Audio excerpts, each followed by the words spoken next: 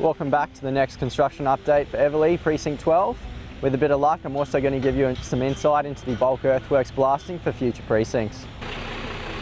Behind me, our retaining wall subcontractors are pouring the concrete footings for the retaining walls.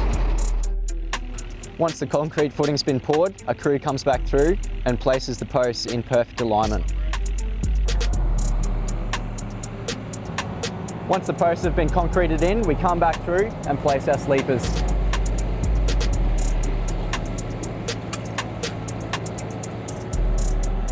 We're currently standing on the future Olive Avenue extension. Beside me, we've laid our subsoil drainage. Once this has all been installed, we'll be able to start our pavement works. Across the 12.1 sub-precinct, we've got 2,000 metres of sewerage pipe. The boys behind me are currently 3/4 of the way through and are due to finish installing in the next couple of weeks. To ensure we lay our sewer on grade and on tolerance, we use a pipe laser. This shoots the alignment from manhole to manhole.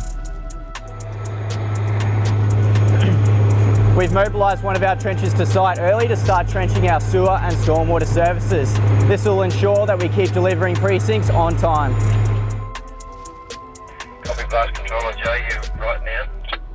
Yeah, I think we're okay, thanks, Jeff. Copy that.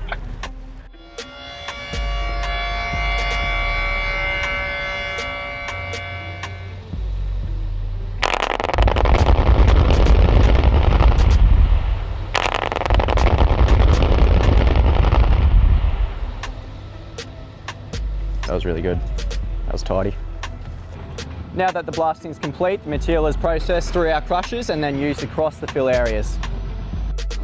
In addition to the Precinct 12.1 civil works, we've started works on the perimeter road around the future school site. As you can see, our pipe crew behind me is installing the stormwater drainage network and the school site's coming along nicely.